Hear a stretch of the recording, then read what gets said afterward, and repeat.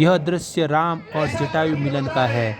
जब रावण माता सीता को हरण करके वायु मार्ग से लंका की ओर ले जा रहे थे, उसी समय महामुनि जटायु ने किसी स्त्री की करुण ध्वनि सुनकर आकाश की ओर उड़कर रावण के साथ युद्ध किया और रावण के चेतावनी दी कि अगर मेरे जिंदा रहते हुए आप एक पग भी आगे नहीं बढ़ सकते। और रावण और जटायु के बीच घनघोर युद्ध हुआ।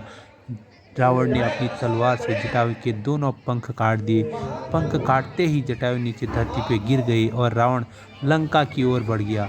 अब जब जटायु धरती पे गिरे हैं तो श्री राम सीता की खोज में दर दर बन बन भटक रहे थे, तो उसी के साथ उनका जटायु से मिलन होता है।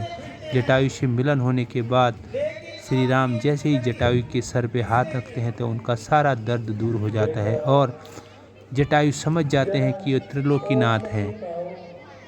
और श्री राम जटायु से उनकी इच्छा पूछते हैं कि तुम्हें और जीने की इच्छा है तो मैं आपको अजर अमर कर देता हूँ। लेकिन जटायु कहते हैं, हे प्रभु, अब इस जीवन से तो मैंने मुक्ति लेनी है, आपके कार्यों में साथ देकर मैं इस जीवन को त्याग करता हूँ।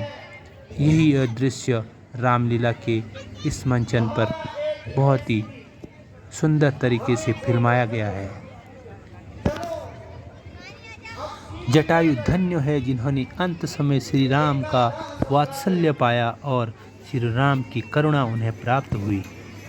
दोस्तों, उससे पहले वाला सीन यह था जब रावण मारीच के पास सीता हरण की योजना बनाने जाता है। मारीच वही राक्षस है जब ताड़का वध हुआ था और सुबाहु वध हुआ था। जब मारीच को मारने का टाइम आया तो मारीच को श्री राम ने एक ही बाण से 100 योजन से भी दूर फेंक दिया था।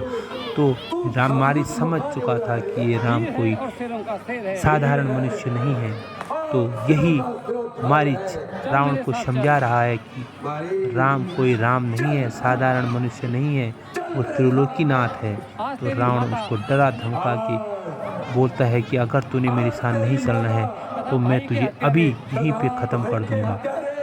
तब मारीच के दिमाग में एक बात आती है, वो कहता है राक्षस के हाथ से मरने से अच्छा तो मैं श्री राम के हाथों से मरूं और उनके हाथों से मरने में मुझे मोक्ष प्राप्त होगा।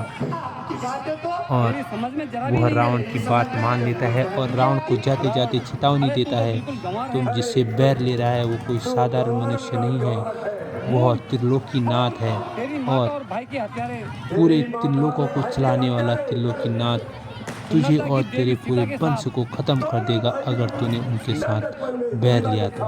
रावण अपनी बुद्धि को खो चुका था, इसलिए वो ये सब सुनने बिल्कुल नहीं आया था।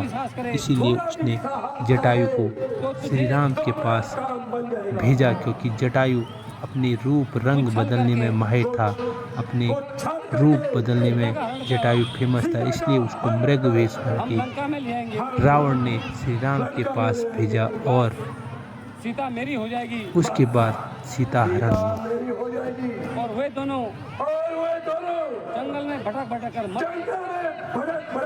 मर जाएंगे। इस प्रकार हम दोनों का कार्य सिद्ध हो जाएगा।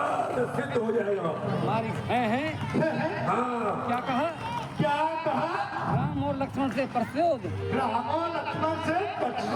हाँ डरो मत कायर मत बनो मारी।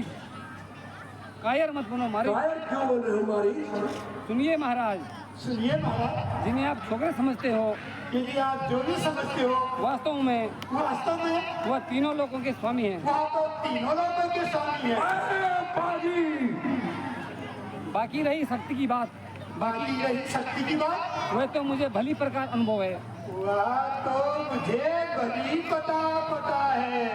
रावण, अरे साफ साफ कह दे कि तू राम से डरता है। महाराज नहीं महाराज, ऐसी बात नहीं। तो फिर कैसी बात है?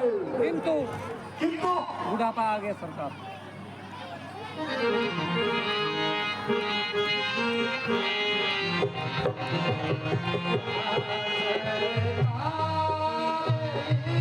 मात